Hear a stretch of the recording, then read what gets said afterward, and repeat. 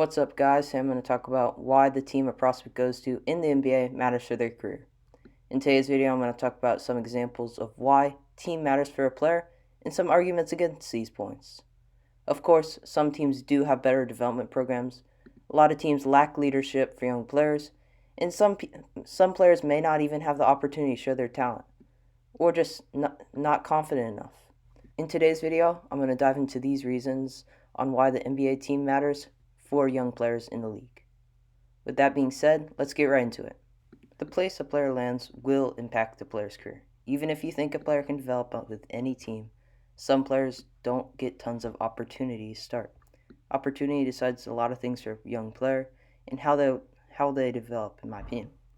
I think a player, if he is given more opportunity, they can learn from their mistakes early on in their career and get better quick. Opportunity also matters because some great players won't be noticed in college. Play bad for a year, and they may be out of the league. Of course, these players can go overseas. Many have been successful doing this, like PJ Tucker. He went overseas, he made a name for himself. Then he came back, played with the NBA, and now he was a valuable asset for the Bucks on the title run.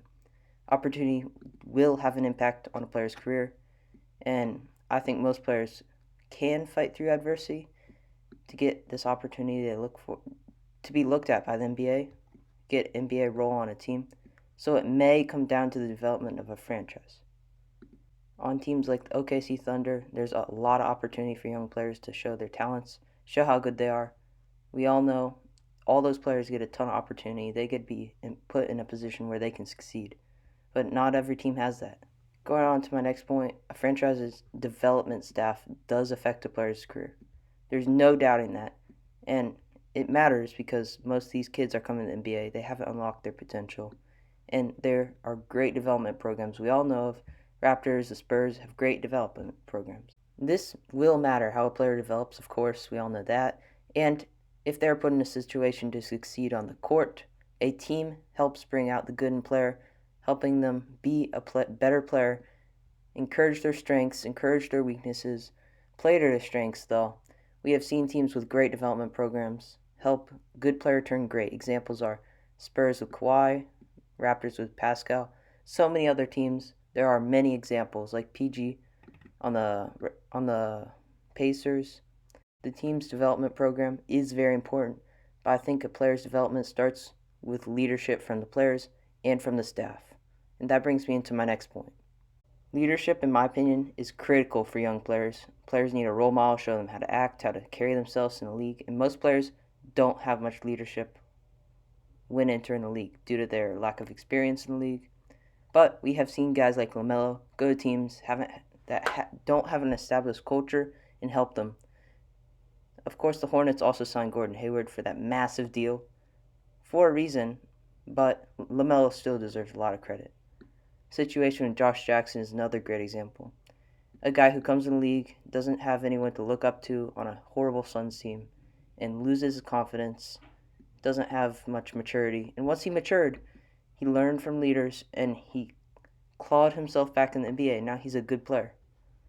Leadership has also led to some players' careers not panning out, whether it's because it's the player's behavior off the court or their training habits weren't critiqued by a trainer. If guys like Brandon Roy, Derrick Rose took care of their body, took example from leaders on their team and veterans who know the league and know what to do, their bodies would have lasted way longer. There's clips of Brandon Roy training, and he's ruining his knees. The trainer's not even seeing it. Their bodies could have lasted way longer. Leadership on a team's development program, and opportunity all affects how an NBA player turns out in the league, in my opinion. But there are some arguments against these facts, and I'm going to go over them.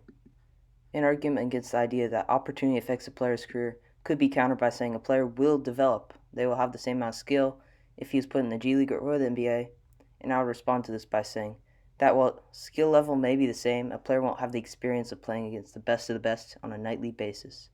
And while competing in the G League can benefit a player by raising their confidence, I think opportunity in the NBA will help a player develop faster. Some players never even get the opportunity to play in the NBA, even if they might have the skill to be a role player. An argument against leadership on a team affecting how a player turns out is rookies can lead their teams like John Morant or LaMelo. What I'd say to this is a valid point. Like John Morant did go in and he was confident, he was a leader. But I'd say some NBA teams need veterans to be successful. Need like LaMelo or Ja. They've never been in the NBA. They don't know how to manage their money. They don't know how to manage their body necessarily.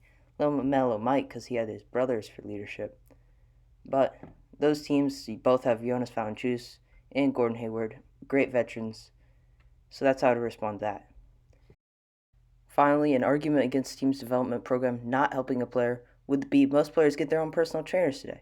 I mean, my argument comes back to the leadership point.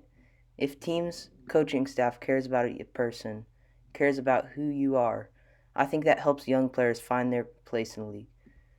The team's development program also sets you up to play games, play your role in games.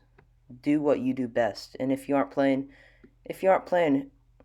to your skills or whatever you do best, then your confidence can go down. You can get in the G League, you lose confidence, and maybe even lose motivation. I know some of these you may think these guys don't lose motivation. They're getting paid millions. They have to make money for their family. And while that is very, very true, many of these players let the media get to them and let media memes and all that. If they play bad, like Ben Simmons, he played bad, and now the media is attacking him, and no team's going to trade for him because they don't want the memes against them. I mean, they're not going to trade for him not because of memes, but you understand where I'm going. Media can get to a player. And most of these players at the bottom teams aren't guaranteed contracts this year. That can be used as motivation to be the best player they are. But if you're not guaranteed a contract, you might not be the best player on the team. And guys like players on OKC, they've been signed for long-term contracts, like Moses Brown, signed by OKC for a long-term contract. Lou Dort was signed for a long-term contract, cheap contract, but long-term, because they showed themselves they had the opportunity, and the team put them in a place where they can succeed. Overall, I think where a player lands affects his career because of the opportunity they get, the leadership in the organization, and because of the training staff. There are some exceptions to this rule, and with players that turned their team around by themselves without much leadership on the team. But these factors will affect players' career undoubtedly, and we all understand what a player will go through. They will go through adversity. A player might not have everything set up for them so they can succeed, but the best leaders will push through that and try and be great at their craft. That's all for this video, guys. Thanks for watching, and see you next time.